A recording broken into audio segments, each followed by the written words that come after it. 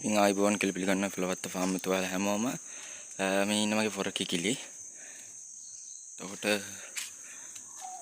යා දැන් උදේ එළියට දැම්ම ඔක්කොලා මේ කුඩුවේ තමයි ඔක්කොම ඉන්නේ.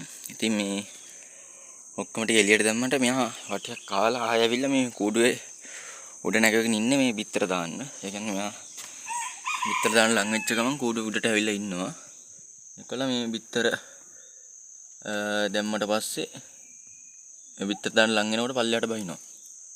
මොකද තමයි බිත්තර දාලා අපව එළියට යන්නේ. එතකන් ඉන්නා මෙයා මෙතනට වෙලා.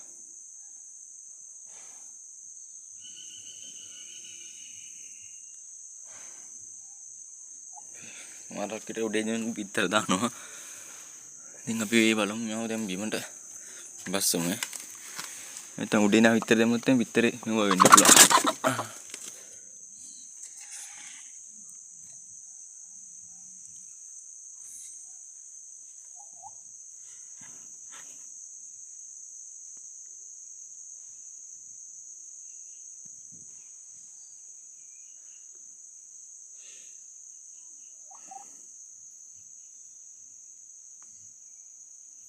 මෙයා ඉතින් උඩට යන්නම තමයි බලන්නේ.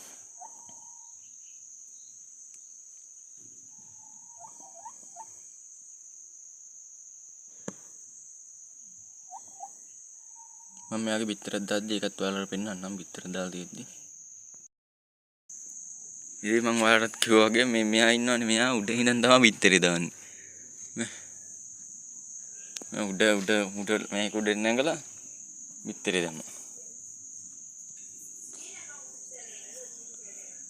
හොඳට මේකේ 10 තිනින් දවුලන්නේ නැත්නම් ඉතින් බිත්තරේ කැඩෙනවා. ඒ අලුත් විදිහට තමයි බිත්තර දාන්නේ.